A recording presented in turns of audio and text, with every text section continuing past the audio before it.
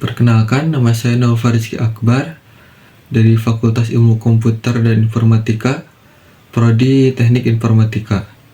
Saya kelas reguler sore 2002. Pada saat ini saya akan mempresentasikan tentang kepemimpinan.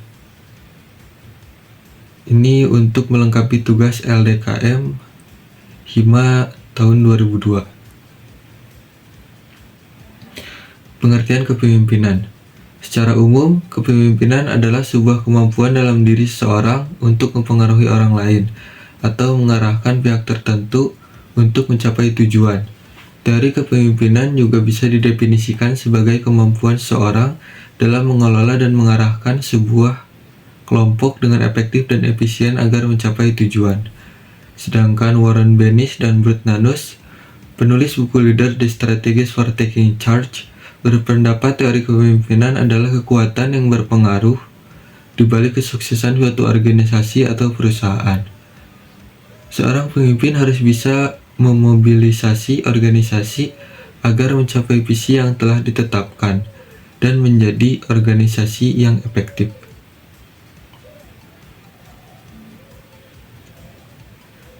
Tujuan kepemimpinan: membantu terciptanya suatu iklim sosial yang baik. Iklim sosial ini akan menentukan kesejahteraan psikologis dari orang yang bersangkutan dan tercapai atau tidaknya tujuan organisasi. Kemudian, membantu kelompok dalam menetapkan prosedur-prosedur kerja.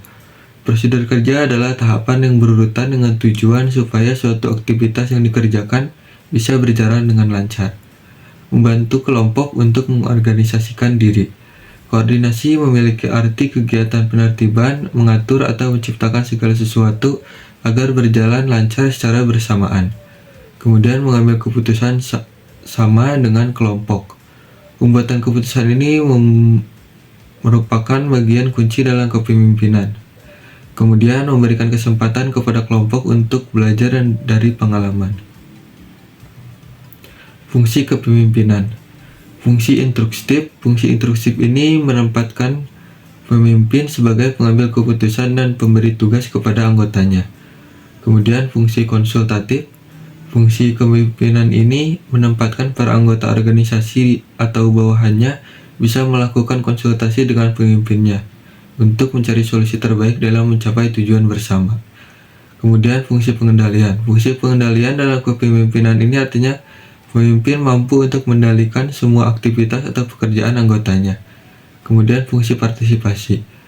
Dalam kepemimpinan ini membuat anggota organisasi atau bawahan di suatu perusahaan tidak hanya sekedar mendengarkan, juga menjalankan perintah pemimpin. Kemudian fungsi delegasi. Pemimpin tak hanya mampu memerintah anggotanya, tetapi juga harus bisa mengetahui dan memahami tugas-tugas yang cocok untuk bawahannya. Kemudian aspek kepemimpinan, vision. Vision adalah kemampuan diri untuk menggambarkan, menjelaskan, dan meyakinkan bawahan tentang kondisi masa depan yang telah diinginkan pemimpin dan cara mewujudkannya. Kemudian power.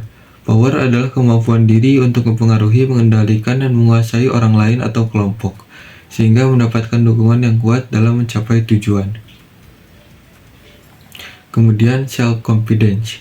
Self-confidence adalah kepercayaan diri untuk melakukan tindakan yang sumbernya dari pengalaman seputar hal-hal yang terjadi pada kehidupannya.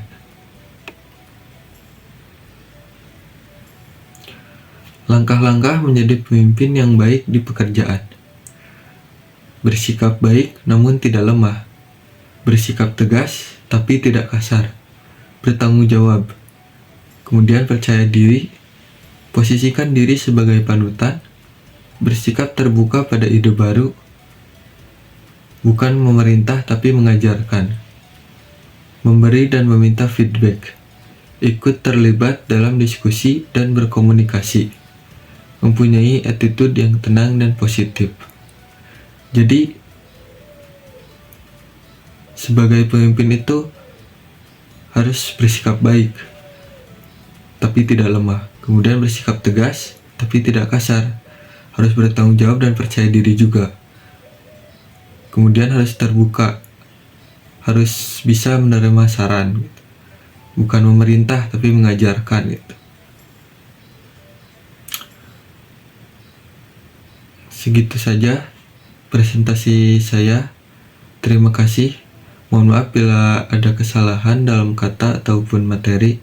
Terima kasih atas perhatiannya. Wassalamualaikum warahmatullahi wabarakatuh.